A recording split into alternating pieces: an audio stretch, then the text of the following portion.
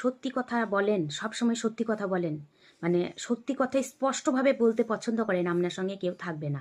সবাই থাকবে না তা নয়, কিছু কিছু জন থাকবে যারা সত্য পছন্দ করে, স্পষ্ট ভাষা পছন্দ করে।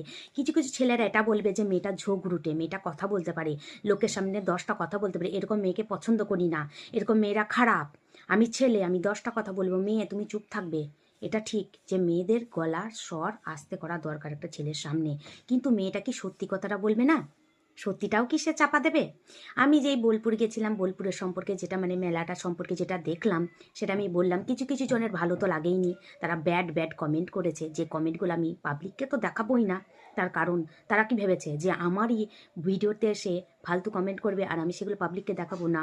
অসম্ভব। সেগুলো আমি হাইড করে দিয়েছি, তার কারণ তারা আমার কাছে কোনো মূল্যহীন মানুষ, কোনো মূল্য নেই তাদের আমার কাছে।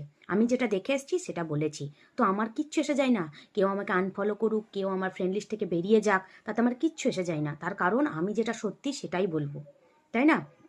আবার কবিগুরু রবীন্দ্রনাথকেও টেনে নিয়ে আসছি। রবীন্দ্রনাথ থেকে কেন টেনে নিয়ে আসছো? আমি মেলাটার জন্য বলেছি, মেলাটায় যা যা আছে, যেগুলো দেখলাম সেটা আমি বলেছি, তাই না? তার কারণ আমি যেটা দেখবো, আমি যেটা সত্যি মনে করব, যেটা বলা দরকার, প্রত্যেকটা মানুষের জানা দরকার, সেটা আমি কেন বলবো না?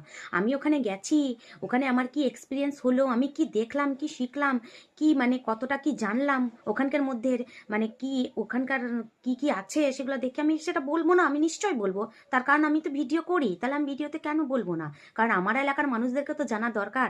তারা যদি রাত্রে যায়, সব ওই পচা পচা জিনিসগুলো তার চকচকে মনে হবে, তারপর সে কিনে নিয়ে আসবে, তারপর দিনে যখন দেখবে তখন কি বলবে? বলবে কোথা থেকে লাটকা মাল কিনে নিয়ে এসছে, অন্য মানুষের দেখে তো এটাই বলবে, তাই না?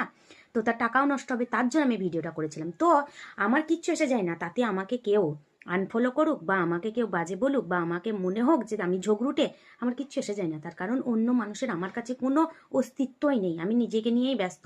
আমি অতিরিক্ত নিজেকে ভালোবাসি, ঠিক আছে? আমি নিজে যেটা ঠিক সেটা আমি বলি, আর আমি ভুল কাজ করতে চাই না। আর আমার বাড়ির লোক আছে তো আমার ভুল ধরিয়ে দেওয়ার জন্য।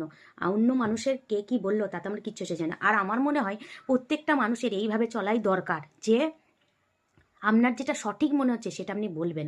আপনি খারাপ কিছু বলবেন না, আপনি সঠিক যেটা মনে হচ্ছে আপনি সেটা তো বলবেন। সবসময় সত্য পথে যাওয়াই ভালো। মিথ্যা কোনোদিন মানে চেপে তো থাকবেই না। মিথ্যাবাদী মানুষ হয়ে আপনি দুদিনের সুখ, দুদিনের শান্তি পাবেন, কিন্তু মিথ্যার সেই যে আপনার মুখোশটা যখন খুলে যাবে, তখন যাকে আপনি বিশাল ইমপ্রেস করেছিলেন, যাকে আপনি বিশাল কিছু নিজেকে ভাবিয়েছিলেন, সেই মানুষটা আপনাকে তুচ্ছ ভাববে, ফালতু ভাববে, আপনার কোনো যোগ্যতাই থাকবে না সেই মানুষটার সামনে।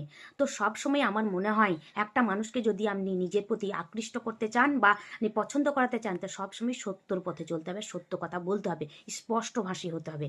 তবেই তো। সাহস না থাকলে কি করে বলতে পারবেন এসব?